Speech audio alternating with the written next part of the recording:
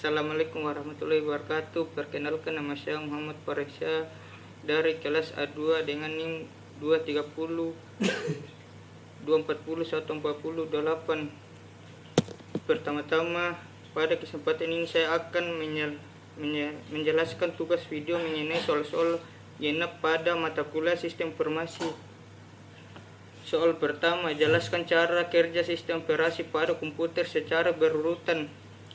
Poin pertama, booting. Sistem operasi dimut ke memori saat komputer dinyalakan sesuai proses booting BIOS UEFI, mencari dan menjelaskan program OS dari penyimpanan. Poin kedua, manajemen profesor OS, mengelola dan menjadwalkan tugas yang akan dijalankan oleh CPU menggunakan algoritma penjadwalan seperti FIO, Urut, Ribbon, dan lain-lain.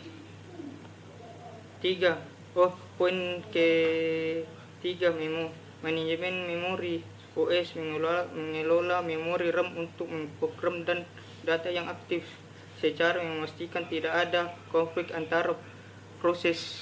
Poin keempat, manajemen perangkat IO OS, mengatur perangkat input dan output seperti keyboard, mouse, dan print melalui driver perangkat. Poin kelima, manajemen file OS, mengatur penyimpanan data perangkat seperti hard disk dan menyediakan sistem file untuk membaca, menulis, dan mengatur file. Poin keenam, keamanan dan proteksi OS, memastikan keamanan dan proses dengan membatasi akses tidak sah, misalnya ruang memori dan antara prosesor. 7. Antar pengguna OS, menyediakan antara GUI dan CLI untuk memungkinkan pengguna berinteraksi dengan sistem dan menjalankan aplikasi. Nomor 2, jelaskan definisi manajemen file pada komponen sistem.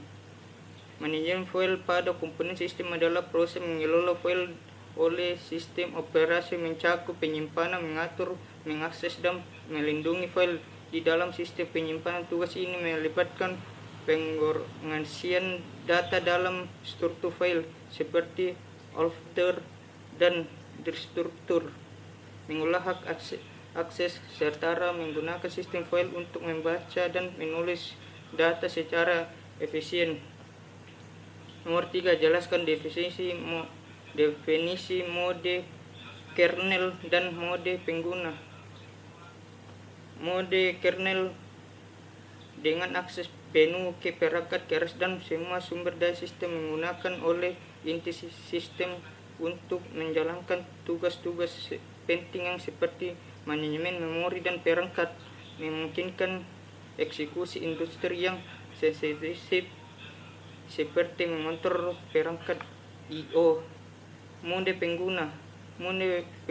Pengguna mode terbatas yang digunakan aplikasi pengguna tidak memiliki akses langsung ke perangkat keras, harus melalui proses dan menimbulkan risiko sistem akibat kesalahan aplikasi. Memindah antar kedua mode dilakukan melalui sistem CAL saat aplikasi membutuhkan layanan sistem informasi. Nomor 3, jelaskan apa itu furling dan shuffling. Furling menyimpan data sementara memori. Furling saat antar sedang ditransfer antara perangkat atau prosesor, tujuan antara pengirim dan penerima data sehingga pengirim dan tetap efisien dan tidak terjadi kesalahan.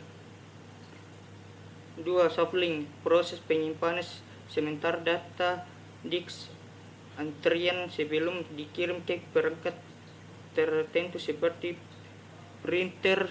Shuffling memungkinkan beberapa proses pengiriman dengan cara mengganti tanpa harus menunggu perangkat sesuai dengan satu proses. Nomor 4, jelaskan definisi deadlock dan mendeteksi deadlock. Deadlock adalah situasi dalam sistem komputer mana dua antara lebih proses saling menunggu sumber daya yang sedang digunakan oleh proses lain hingga tidak ada proses lain dapat melanjutkan eksekusi deadlock terjadi ketika ada kondisi memulai hold dan wait, node, premium, dan chat wait. Cara mendeteksi deadlock: 1. Membuat grafik alokasi sumber daya menggambarkan hubungan antara proses sumber daya. Jika disklus dan graf maka terjadi deadlock. 2.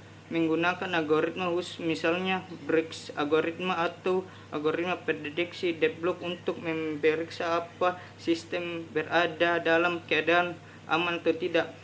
Itulah penjelasan dari tugas MIT soal genap. Sekian dan terima kasih. Assalamualaikum warahmatullahi wabarakatuh.